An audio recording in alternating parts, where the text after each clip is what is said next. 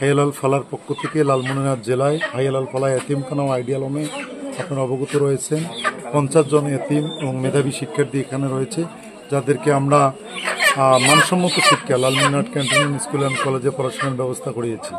তারা এখানে মানসম্মত শিক্ষার পাশাপাশি মানসম্মত সুষম খাদ্যের মধ্যে সব সময় থাকে। এটি আমাদের একটি নির্দেশনা সংগঠনেরই। আমাদের আজকে এখানে যারা উপস্থিত হয়েছে অভিভাবকরা এসেছে, ঈদুল আজহার জন্য 12 দিনের ছুটি দেওয়া হচ্ছে।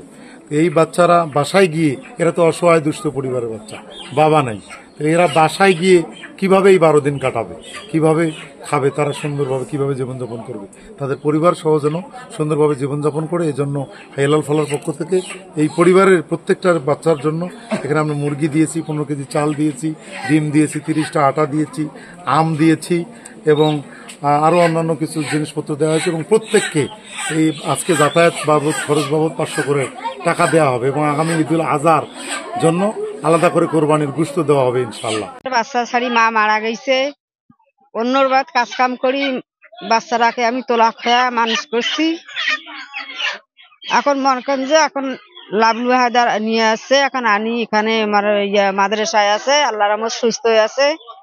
ভরণ পোশাক খান দান সম্পূর্ণ, কাপড় চোপড় সম্পূর্ণ রেডি, সম্পূর্ণ বাচ্চাদের দিয়েছে।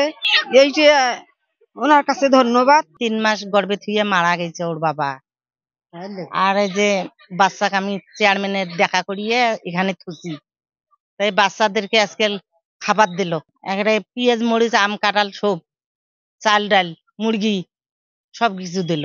12 দিন খাইবে বাচ্চারা। এর মা নাই, ইতিম, আমার অর্থ সম্পদ নাই, এই বাচ্চাটাকে যে লেখাপড়া শিখাবো, যার ফলে বাচ্চাটাকে লালন পালন করার জন্য এখানে রাখছি, এতিমখানায় রাখছি। খুব কষ্টের সংসার, ঠিক আছে। এখন পড়ালেখা মানে একটা চাহিদা যে পড়ালেখা আমি করাবো, কিন্তু অর্থের জন্য পারতেছি না। পরে আমার ভাই ছিল এইখানে দিছে, এখান থেকে আর কি ইনশাল্লাহ হাইয়ালাল ফালা এখান থেকে এখন পড়াশোনা চলছে আর কি। এখানে লেখাপড়া করার জন্য আর কি দিছি, যাতে বাচ্চাটা যাতে আর কি মনে করে যে মানুষের মতন মানুষ, এই জন্যই দেওয়া হয়েছে। এখানে থাকে, এখানে খাওয়া দাওয়া, এখানে লেখাপড়া করে। আর এই যে ঈদের সময় হয়তো এখান থেকে অনেক কিছু দেয়, ওদের ছুটি দেয়, ছুটি দেওয়ার পরে বাসায় যায় যে খাবে, খাওয়ার জন্য চাল ডাল তেল এগুলো দেয়। তারপরে ডিম দেয়, টাকা দিছে 500 করে।